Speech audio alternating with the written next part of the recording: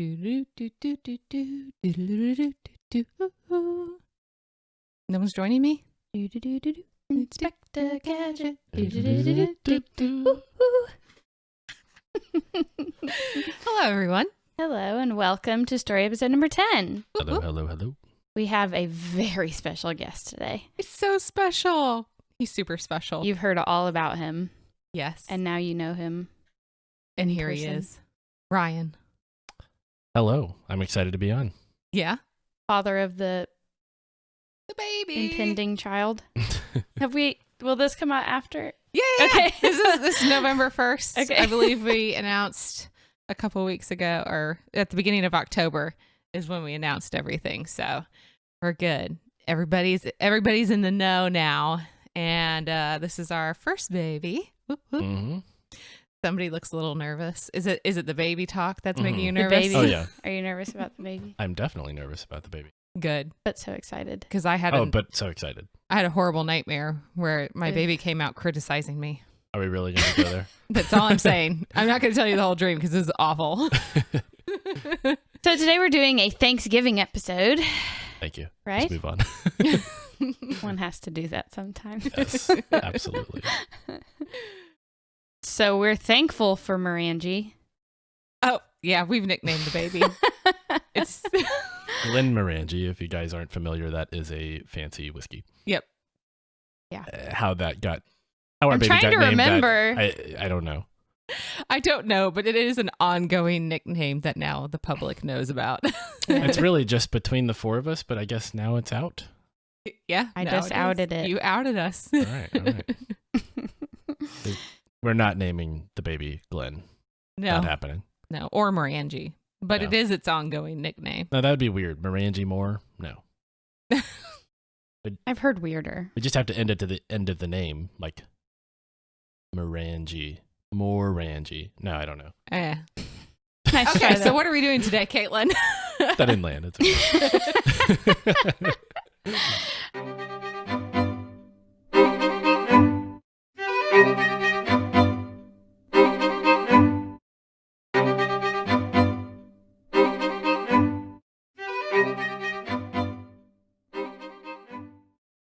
Okay, today we are doing an English fairy tale collected by Andrew Lang called The Blue Mountains. So we brought in our resident Irish accent expert, Ryan. And I think we've told you already that we are all actually quite well-versed with our English accents. Mhm. In fact, we spent an entire vacation speaking only in English. And made friends that way. Yeah. We did, yeah. Hi, friend. All right, so let's just get started. Once you start, it is hard to stop. Is.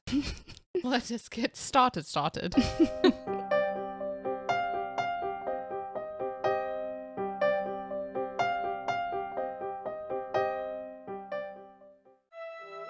There were once a Scotsman and an Englishman and an Irishman serving in the army together, who took it into their hands to run away on the first opportunity they could get.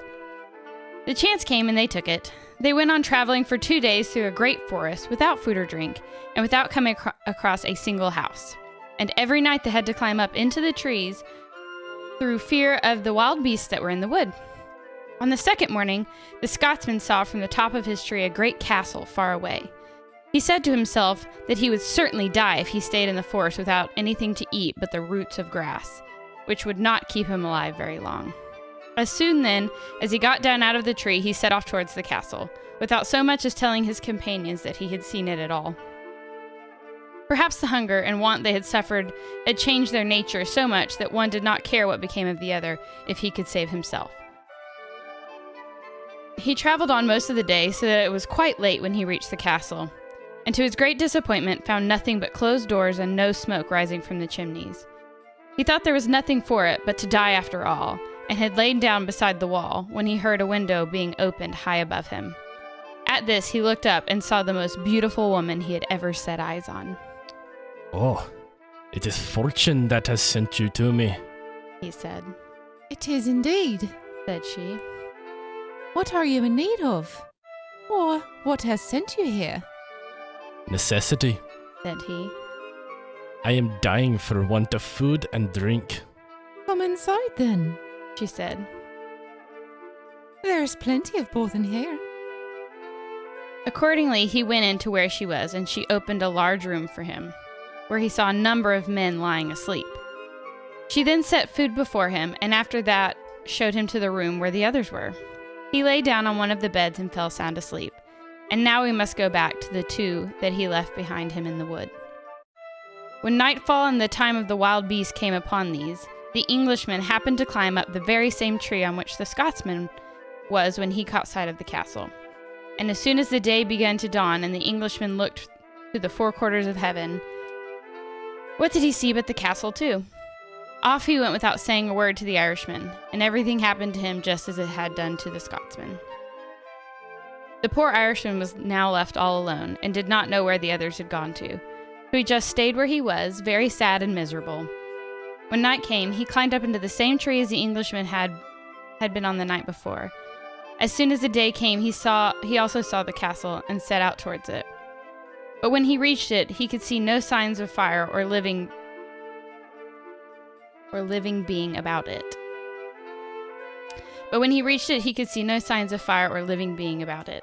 Before long, however, he heard the window open above his head, looked up, and beheld the most beautiful woman he had ever seen. He asked if she would give him food and drink, and she answered kindly and heartily that she would, if he would only come inside. This he did very willingly, and she set before him food and drink that he had never seen the like of before. In the room there was a bed with diamond rings hanging up on every loop of the curtains, and everything that was in the room besides astonished him so much that he actually forgot that he was hungry. When she saw that he was not eating at all, she asked him what he wanted yet, to which he replied that he would neither eat nor drink until he knew who she was, or where she had come from, and who had put her there.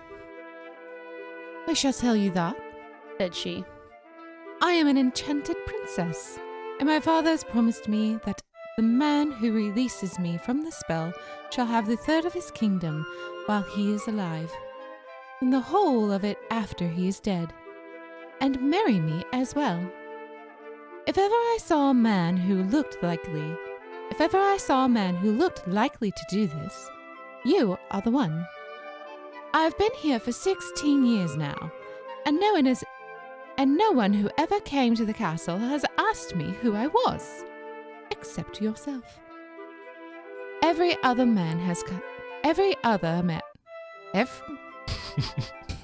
I even British? You're very whimsical. Okay. Every other man that has... Why is that so difficult? I don't know. Every other man that has come, so long as I have been here, lies asleep in the big room down there. Tell me, then, said the Irishman. what is the spell that has been laid on you, and how you can be freed from it? There is a little room there, said the princess. and if I could get a man to stay in it from 10 o'clock till midnight for 3 nights on end, I should be freed from the spell. I am the man for you, then, said he. I will take on hand to do it. Thereupon she brought him a pipe and tobacco, and he went into the room. But before long he heard a hammering and a knocking on the outside of the door, and was told to open it. I won't, he said. The next moment the door came flying in, and those outside along with it. They knocked him down and kicked him, and knelt on his body till it came to midnight. But as soon as they knocked him down and kicked him, and knelt on his body till it came to midnight. But as soon as the cock crew, they all disappeared. The Irishman was little more than alive by this time. As soon as daylight appeared, the princess came and found him lying full length on the floor, unable to speak a word. She took a bottle, rubbed him from head to foot with something from it, and thereupon he was as sound as ever. But after what he had got that night, he was very unwilling to try it a second time. The princess, however, entreated him to stay, saying that the next night would not be so bad, and in the end he gave in and stayed. When it was getting near midnight, he heard them ordering him to open the door, and there was 3 of them for every one that had been the previous evening. He did not make the slightest movement to go out to them or to open the door, but before long they broke it up and were in on top of him.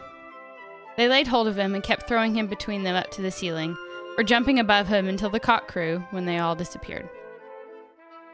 When day came, the princess went to the room to see if he was still alive, and taking the bottle, put it to his nostrils, which soon brought him to himself. The first thing he said was that he was a fool, and to go on getting himself killed for... First thing he said was that he was a fool to go on getting himself killed for anyone he ever saw, and was determined to be off and stay there no longer. When the princess learned his intention, she entreated him to stay, reminding him that another night would free her from her spell. Besides, She said, if there is a single spark of life in you when the day comes, the stuff in this bottle will make you as sound as ever you were. With all this, the Irishman decided to stay. But that night there were 3 at him for everyone that was there 2 nights before, and it looked very unlikely that he would be alive in the morning after all that he got. When the morning dawned and the princess came to see if he was still alive, she found him lying on the floor as if dead. She tried to see if there was a breath in him, but could not quite make it out. Then she put her hand on his pulse and found a faint movement in it. Accordingly, she poured what was in the bottle on him, and Accordingly, she poured what was in the bottle on him. I was laughing through it, I'm sorry. Accordingly, she poured what was in the bottle on him, and before long he rose up on his feet, and was all the well as ever he was. So that business was finished, and the princess was freed from the spell. The princess then told the Irishman that she must go away for the present, but would return for him in a few days in a carriage drawn by 4 gray horses. He told her to Be easy. and not speak like that to him, I have paid dear for you the last 3 nights. he said. If I have to part with you now, But in the twinkle of an eye she disappeared. He did not know what to do with himself when he saw that she was gone, but before she went, she had given him a little rod, with which he could, when he pleased, wake the men who had been sleeping there, some of them for 16 years. What you doing? I disappeared. Okay. It was a bit I'm like, delayed. do you have something more pressing going on? Where did you go? I disappeared, but my shoulder was there, and I was trying to Got she it. had an itch. Okay. After being thus left alone, he went in and stretched himself on 3 chairs that were in the room. What does he see coming in at the door but a little fair-haired lad? Where did you come from, my lad? Said the Irishman. I came to make ready your food for you. Said he. Who told you that? Who told you to do that? Said the Irishman. My mistress, Answered the lad. the princess, that was under the spell and is now free. By this, the Irishman knew that she had sent the lad to wait on him. The lad also told him that his mistress wished him to be ready next morning at 9 o'clock, and she would come for him with the carriage. And as she had promised, he was greatly pleased at this, and the next morning, when the time was drawing near, he went out to the garden. But the little fair-haired lad took a big pin out of his pocket and stuck it in the back of the Irishman's coat without his noticing it, whereupon he fell sound asleep. Before long, the princess came in with the carriage and 4 horses, and asked the lad whether his master was awake. He said that he wasn't, It is bad for him. she said. When the night is not long enough for him. And the night is not long enough for him to sleep. When the night is not long enough for him to sleep, tell him that if he doesn't meet me up at this time tomorrow, it is not likely that he will ever see me again in all his life. As soon as she was gone, the lad took the pin out of his master's coat, who instantly awoke. The first word he said to the lad was, Have you seen her? Yes, said he. and she bade me to tell you that if you don't meet her at 9 o'clock tomorrow, you will never see her again. He was very sorry when he heard this, and could not understand why the sleep should have fallen upon him just when she was coming. He decided, however, to go early to bed that night in order to rise in time to next morning. And so he did. When it was getting Near 9 o'clock, he went out to the garden to wait till she came, and the fair-haired lad along with him. But as soon as the lad got the chance, he stuck the pin into his master's coat again, and he fell asleep as before. Precisely at 9 o'clock came the princess in the carriage with 4 horses, and asked the lad if his masters had got up yet. But he said, No, he was asleep just as the day before. Dear, dear, said the princess. I am sorry for him. Was the sleep he had last night not enough for him? Tell him that he will never see me here again. And here is a sword that you give him my name. And here is a sword that you will give him in my name. And here is a sword that you will give him in my name, and my blessings along with it. With this she went off, and as soon as she was gone, the lad took the pin out of his master's coat. He awoke instantly, and the first word he said was, Have you seen her? The lad said that he had, and there was a sword she had left for him. The Irishman was ready to kill the lad out of sheer vexation, but when he gave a glance over his shoulder, not a trace of the fair-haired lad was left. Being thus left alone, he thought of going into the room where all the men were lying asleep, and there among the rest he found his 2 comrades, who had deserted along with him. Then he remembered what the princess had told him, that he had only to touch them with the rod that she had given him, and they would all awake. And the first he touched were his own comrades. They started to their feet at once, and he gave them as much silver and gold as they could carry when they went away. There was plenty to do before he got all the others wakened, for the 2 doors of the castle were crowded with them all the day long. The loss of the princess, however, kept rankling in his mind day and night, till finally he thought he would go about the world to see if he could find anyone to give him news of her. So he took the best horses in the stable and set out. 3 years he spent traveling through forests and wildernesses, but could find no one able to tell him anything of the princess. At last he fell into so great despair that he thought he would put an end to his own life, and for this purpose laid hold of the sword that she had given him by the hands of the fair-haired lad. But on drawing it from its sheath, he noticed that there was some writing on the side of the blade. He looked at this and read there, You will find me in the Blue Mountains. This made him take heart again, and he gave up the idea of killing himself, thinking that he would go on in hope of meeting someone who could tell him where the Blue Mountains were. After he had gone a long way without thinking where he was going, he saw at last a light far away, and made straight for it. On reaching it, he found it came from a little house, and as soon as the man inside heard the noise of the horse's feet, he came out to see who was there. Seeing a stranger on horseback, he asked what brought him there and where he was going. I have lived here. You're an old man. Oh. Not a spry young one. See, I'm getting my accents mixed up already. Channel your inner grandfather. Your it's not the English old man. grandfather. It's the English. Yeah. I've lived here, I've lived here. I've lived here said he. for 300 years, and all that time, I have not seen a single human being but yourself. We're laughing at your southern grandpa. I love it. I told you this is not going well. I told him to channel his inner grandfather, and his grandfather is very southern. Keep going.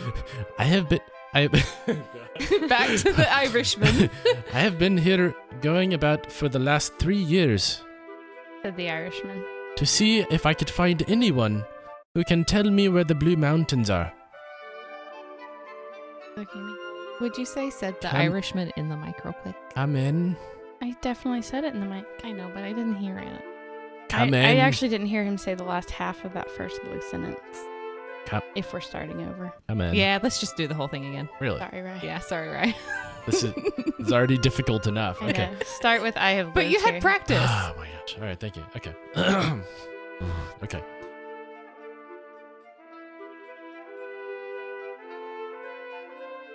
Do British again. I can't. I've lived here. Whoop. I'm going. I cannot go southern. I can't not go I southern. like the southern grandfather. It's so out of the norm. In the Blue Mountains. I've lived here Said he. for 300 years, and all that time, I All. I have not seen a single human being but yourself. Hence my accent. You have to say in all that time again. The whole thing. Fine. Why? Because I was laughing. Oh, gosh. And all that time, I have not seen a single human being but yourself. I have been going about for...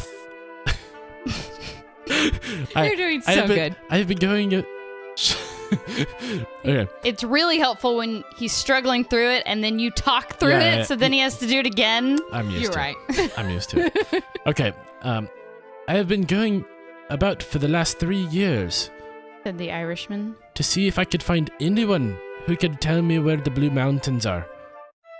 Come in, said the old man, and stay with me all night. I have a book which contains the history of the world, which I shall go through tonight. And if there is such a place as the Blue Mountains, in it we shall find it out. The Irishman stayed there all night, and as soon as the morning came, rose to go. The Irishman stayed there all night, and as soon as the morning came, rose to go. The old man said he had not gone to sleep all night for going through the book. There was not a word about the Blue Mountains in it. But I tell you what, he said. If there is such a place on Earth at all, I have a brother who lives 900 miles from here, and he is sure to know where they are, if anyone in this world does.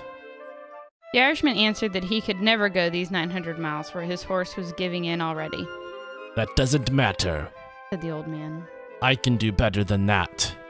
I have only to blow my whistle, and you will be at my brother's house before nightfall. So he blew the whistle, and the Irishman did not know where on earth he was until he found himself at the other old man's door, who was also told him that it was 300 years since he had seen anyone, and asked him where he was going. I am going to see if I can find anyone that can tell me where the Blue Mountains are, he said. He said. If you will stay with me tonight, said the old man, I have a book of the history of the world, and I shall show you where they are before daylight, if there is such a place in it at all. He stayed there all night, but there was not a word in the book about the Blue Mountains. Seeing that he was rather cast down, the old man told him that he had a brother 900 miles away, and that if information could be got about them from anyone, it would be from him. And I will enable you, he said, to reach the place where he lives before night. So he threw his whistle. He threw it. So he blew his whistle, and the Irishman landed at the brother's house before nightfall.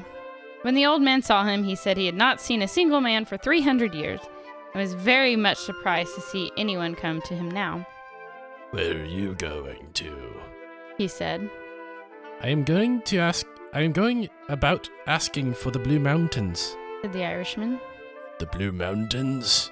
Said the old man. Yes. Said the Irishman. I've never heard the name before, but if they do exist, I shall find them out. I am a master of all the birds in the world, and have only to blow my whistle, and everyone will come to me. I shall then ask each of them to tell me where it came from, and then, and if there is any way of finding out the Blue Mountains, that is it.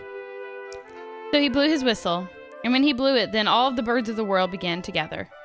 The old man questioned each of them as to where they had come from, but there was not one of them that had come from the Blue Mountains. After he had run over them all...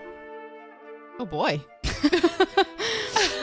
They're dead. They all died. All of the birds. That doesn't seem like a very effective form of questioning.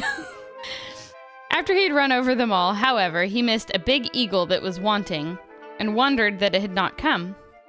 Soon afterwards, he saw something big coming towards him, darkening the sky. It kept coming nearer and growing bigger, and what was that after all but the eagle? When she arrived, the old man scolded her and asked what had kept her so long behind.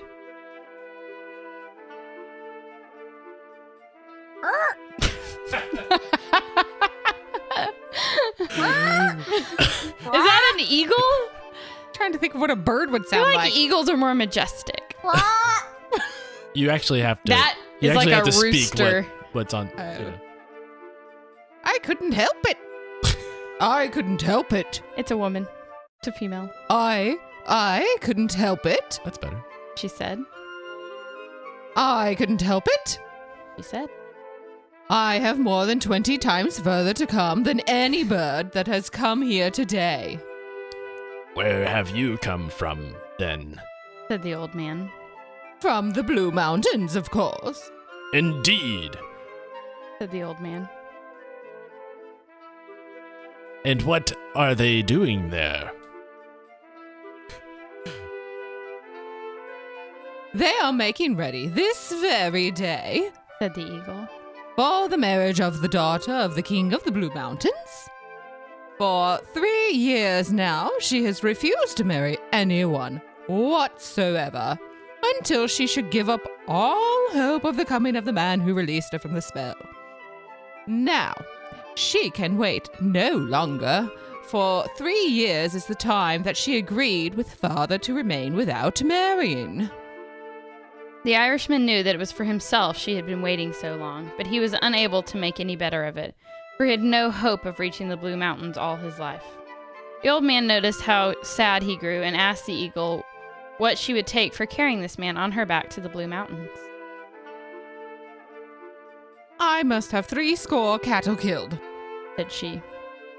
and cut up into quarters, and every time I look over my shoulder, he must throw one of them into my mouth.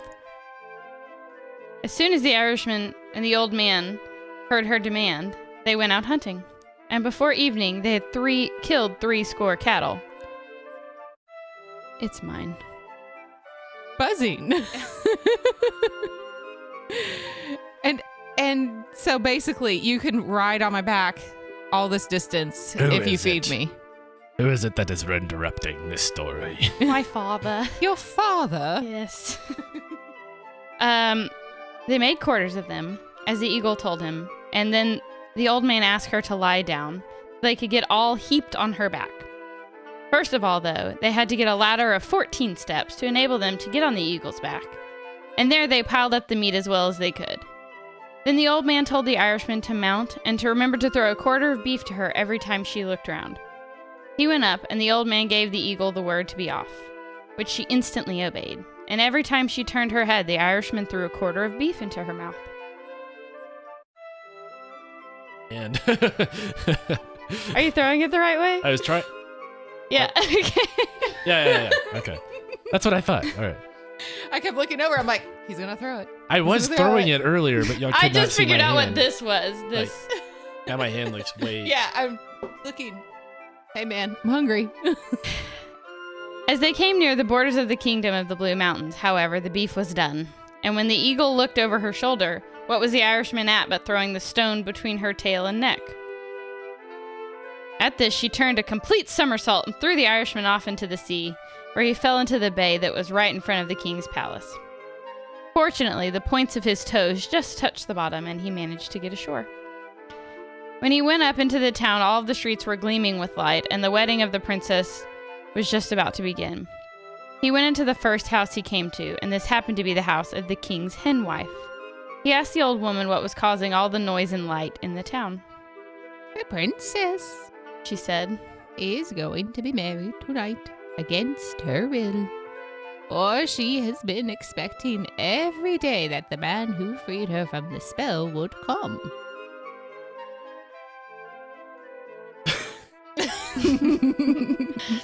Oh gosh, that was great. Okay. Thanks. There is a guinea for you. He said, "Oh." Wait, what? What did I miss? Said he. Ah.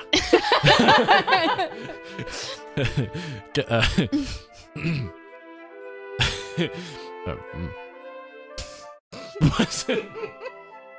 It's funny because, like, once you get the giggles, Yeah, I know. Okay. There is a guinea for you. Said he. Go and bring her here. The old woman went and soon returned along with the princess. She and the Irishman recognized each other and were married and had a great wedding that lasted for a year and a day.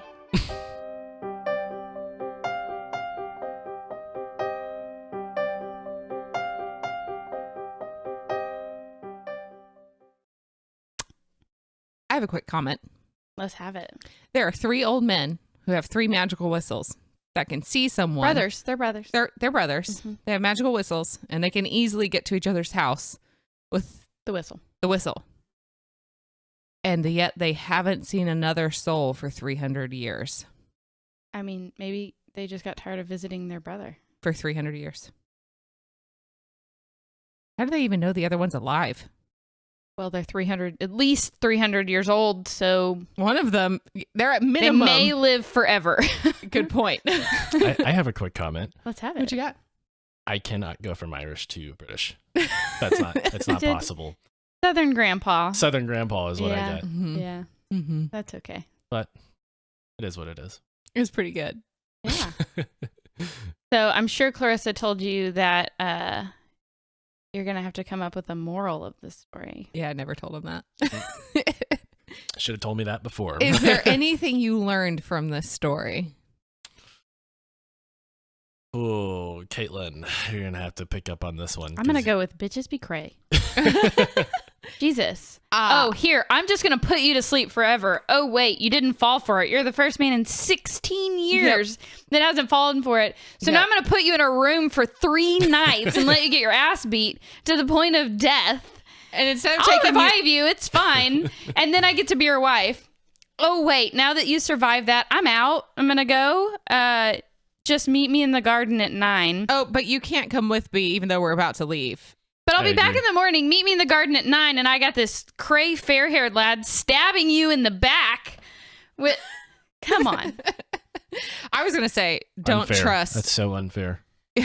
Don't trust fair-haired lads. I feel like he was the prince that she was about to marry, and I was hoping for that to be revealed at the end of the story. Like I feel that's like he should why have at he least was been like a little troll or a little gremlin or something. What was the point of knocking him out? We learned nothing else. I thought that they were gonna full circle that and make him the future king. Mm-hmm. But also, how pissed is the prince that was gonna marry her? She just leaves mid ceremony for no explanation. Although if it was the fair-haired lad, he probably would have just like, bing, oh look, she's asleep. We're still getting married. Yeah, she flew the fair-haired lad out with her because she thinks that's a handy little trick. Must be. I mean, I could think of a few ways to use it.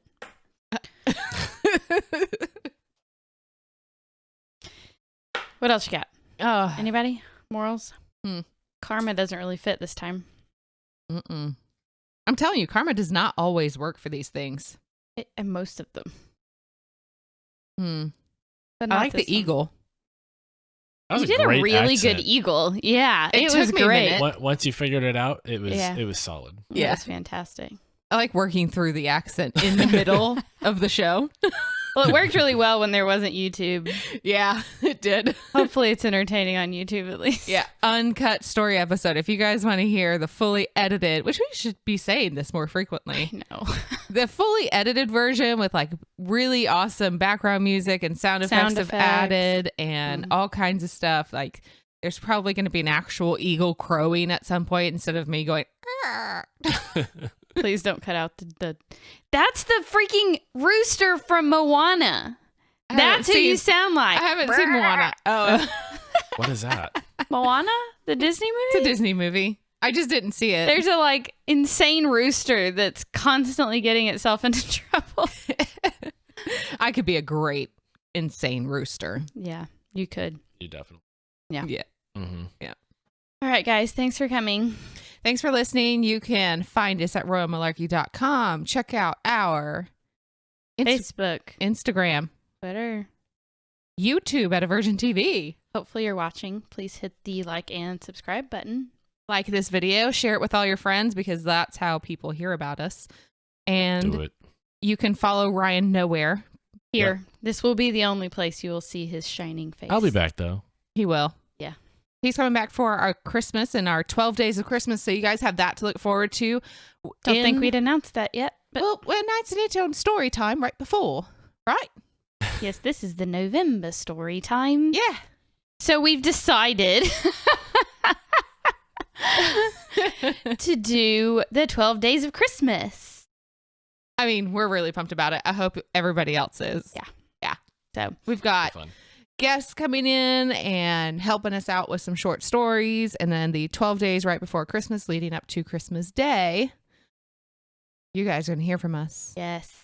Anyway, thanks for listening, guys. See you next month. See you soon. Toodles.